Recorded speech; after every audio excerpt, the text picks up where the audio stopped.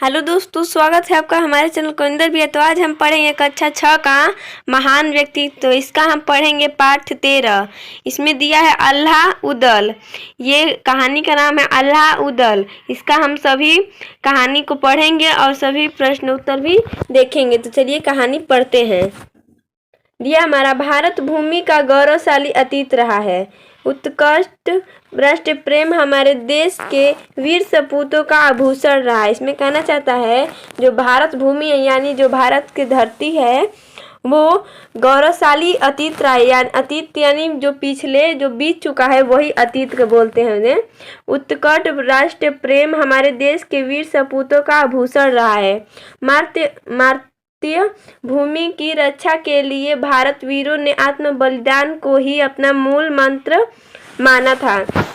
बलिदान जैसे वीरों ने अपना आत्म बलिदान दिया है उनको ही अपना मूल मंत्र माना था। हमारे देश की धरती पर समय समय पर वीरों ने जन्म लिया। उन्होंने अपनी वीरता, शौर्य, पराक्रम एवं साहस को भारत को नहीं वरन विश्व को भी प्रभावित किया है। जो हमारे धरती पर जन्म लिए हैं वीर, वो हमें जैसे जिन्होंने अपनी वीरता, शौर्य, पराक्रम एवं साहस को भारत में ही नहीं पूरे विश्व में प्रभावित किया है।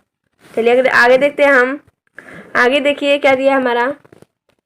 वीरों की परंपरा में बुंदेलखंड क्षेत्र की वीर भूमि पर दो महान पराक्रमी एवं साहसी वीरों ने जन्म लिया जिन्हें हम अल्लाह और उदल के नाम से जानते हैं।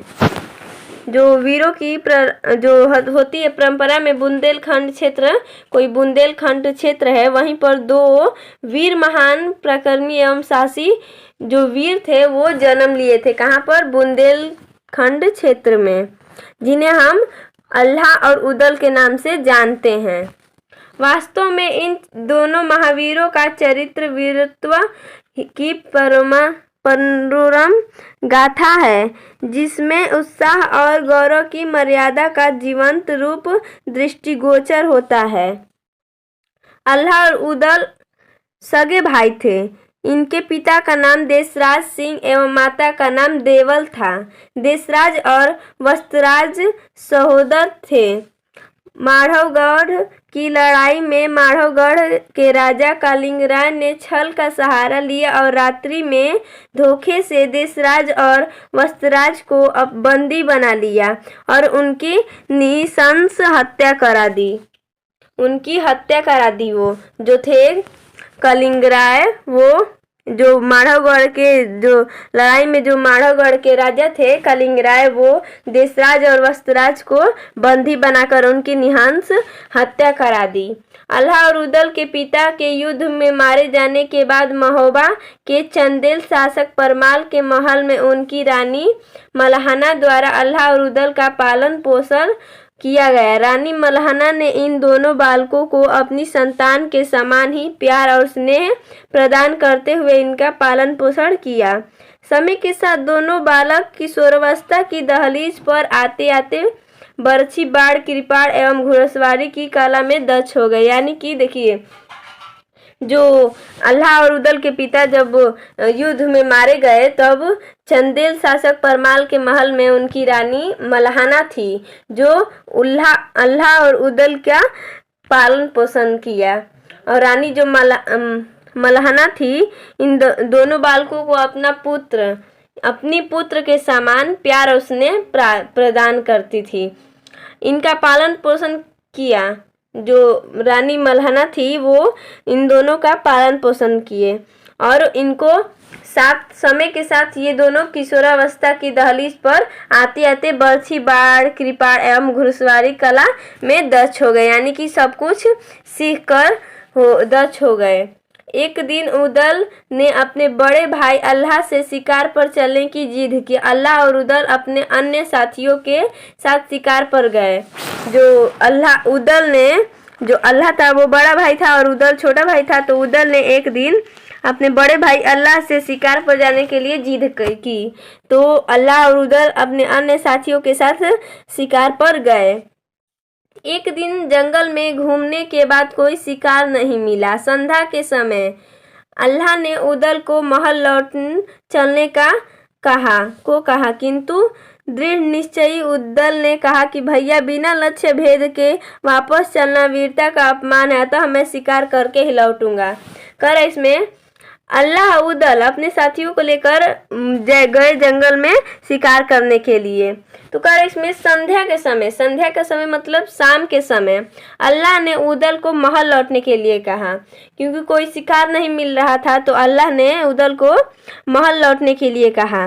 लेकिन जो उदल था वो निश्चय कर लिया था कि भैया बिना लक्ष्य भेद के वापस चलना वीरता का अपमान है, यानी कि जिस काम को हमने, जैसे हम लोग कहे हैं कि हम जाकर शिकार करके ही आएंगे, तो अगर नहीं किए तो ये हमारा वीरता का अपमान होगा। इसलिए कह रहा है, जो उदल है कह रहा है अपने लक्ष्य को भेद के वापस चलना वीरता का अपमान है, अतः मैं शिकार करके ही लौटूंगा। चलिए आगे पढ़ते हैं। कह रहा है हमारा अल्लाह लौट आए, किंतु उदल ने अपने घोड़े को आगे बढ़ाया और शिकार की खोज में उरई राज्य की सीमा में प्रविष्ट हो गए। जो उदल था, बड़ा भाई था, अल्लाह था, अल्लाह था वो घर लौट आया, मतलब अपने महल लौट आया, लेकिन जो उदल थे वो अपने घोड़े पर सवार होकर और आगे शिकार की खोज में उरई राज्य की सीमा में प्रविष्ट हो गए। उरई के वन क्षेत्र में उदल ने एक हिरण का शिकार किया। उरई राज्य के वन रक्षक के प्रतिरोधी करने पर वीर उदल ने उसे कोड़े से मारा और कहा कि उस हिरण का शिकार मैंने किया है।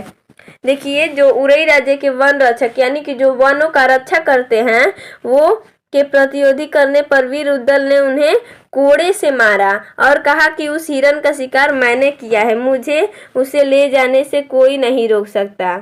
वन रक्षक ने उदल के इस कृत्य को धृष्टता मानते हुए अपने राजा महिल परिहार को सूचित किया।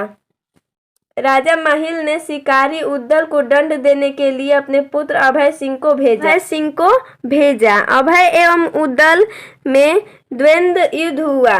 उदल ने अभय को पराजित कर दिया। पुत्र की पराजय से खिन्न राजा महिल आग बबूला हो गया।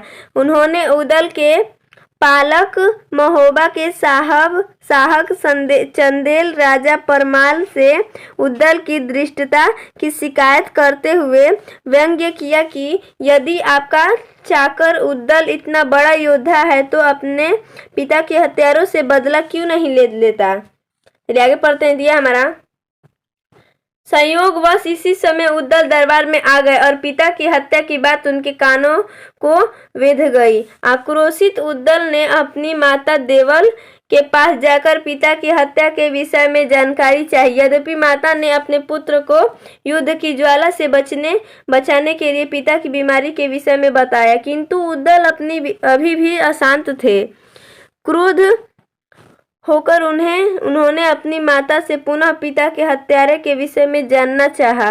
विवश मां ने उदल को सारा वृत्तांत कह सुनाया। पिता की हत्या का बदला लेने के लिए उदल ने अपने चाचा ताला सैद एवं भाई अल्लाह के साथ महोबा की सेना लेकर माधवगढ़ पर चढ़ाई कर दी। माधवगढ़ के राजा कालिंगराय को उन्होंने युद्ध में पराजित कर दिया। कालिंगराय के अति विनम्र अनुरोध पर उसे क्षमा करते हुए अपनी अधीनता स्वीकार कराई। चलिए आगे पढ़ते हैं। जगनीकृत अल्लाह खंड में इन दोनों वीर भाइयों की 52 लड़ाइयों की गाथा वर्णित है। दोनों भाई एक से बढ़कर एक बहादुर थे। अल्लाह धीर वीर एवं ओजस्वी थे। उदल उग्र एवं निश्चयी वीर योद्धा थे। दिल्ली नरेश पृथ्वीराज के महोबा पर आक्रमण के समय भयानक एवं विध्वंसकारी युद्ध में उदल वीर गति को प्राप्त हो गए। अब अल्लाह का मन निराशा से भर गया। इस युद्ध के बाद अल्लाह का हृदय परिवर्तन हुआ और उन्होंने आदि शक्ति की भक्ति में स्वयं को समर्पित कर दिया। चलिए, इसका हम कहानी तो पढ़ चुके हैं, अब इसका हम प्रश्न उत्तर देखेंगे। पहला प्रश्न कर निम्नलिखित प्रश्नों के उत्तर दीजिए। पहला प्रश्न है, अल्लाह उदल ने पिता देशराज की हत्या किसने की तो हो जाए अल्लाह उद्दल के पिता देशराज की हत्या किसने की? तो इसका उत्तर हो जाएगा अल्लाह उद्दल के पिता देशराज की हत्या माधवगढ़ के राजा कालिंगराय ने की। इसका उत्तर हो जाएगा यही। चलिए अगला प्रश्न देखते हैं 2 नंबर। उदल और अभय सिंह में द्वंद्व युद्ध क्यों हुआ?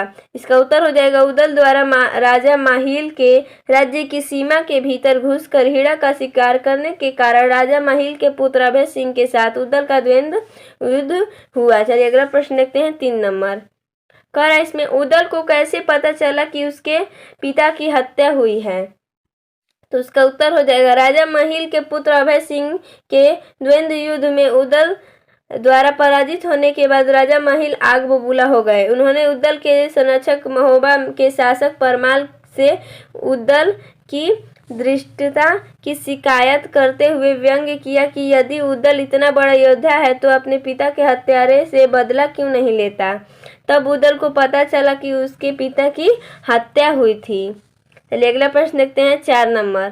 माधवगढ़ की लड़ाई का क्या परिणाम हुआ? तो इसका उत्तर हो जाएगा माधवगढ़ की लड़ाई में अल्लाह और उदल के माधवगढ़ के राजा कालिंगराय को पराजित कर अपनी अधीनता स्वीकार कराई। चलिए अगला प्रश्न देखते हैं 5 नंबर। इसमें कह रहा है हमारा हृदय परिवर्तन के बाद अल्लाह ने क्या किया? तो इसका उत्तर हो जाएगा हृदय परिवर्तन के बाद अल्लाह ने आदि शक्ति की भक्ति में स्वयं को समर्पित कर दिया। चलिए अगला प्रश्न देखते हैं 6 नंबर।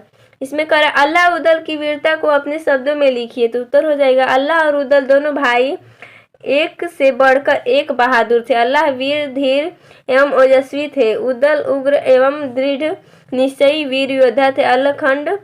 अलखंड में इन दोनों वीर भाइयों की 52 लड़ाइयों की गाथा वर्णित है। दोनों की बहादुर और वीर योद्धा थे।